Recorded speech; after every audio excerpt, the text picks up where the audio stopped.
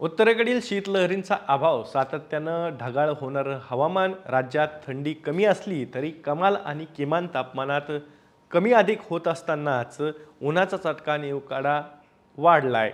आज म्हणजे 2 फेब्रुवारी रोजी कमाल आणि किमान तापमानातील चढ उतार कायम राहण्याची शक्यता हवामानशास्त्र विभागानं वर्तवली आहे। राज्यात धुकं आणि दव पडल्याचं चित्र कायम आहे। शनिवारी म्हणजे 1 फेब्रुवारी रोजी धुळे येथील कृषी महाविद्यालयात राज्यातील निचांकी 9.6 अंश सेल्सिअस तर निफाड येथील गहू संशोधन केंद्रात 9.8 अंश सेल्सिअस तापमानाची नोंद झाली आहे। उर्वरित राज्यात बहुतांश ठिकाणी किमान तापमान 10 ते 20 अंशांच्या दरम्यान आहे। उन्हाचा चटका कायम असल्यानं कमाल तापमान 32 ते 36 अंशांच्या दरम्यान स्थिरवलेला असून उकाड्यामुळे घामाटा निघतोय।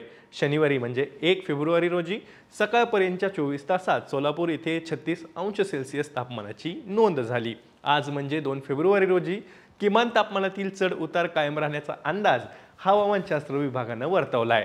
हवामानाच्या प्रत्येक ताज्या अपडेटसाठी ॲग्रोवनच्या यूट्यूब चॅनलला सबस्क्राईब आणि फेसबुक पेजला लाईक आणि फॉलो करायला विसरू नका।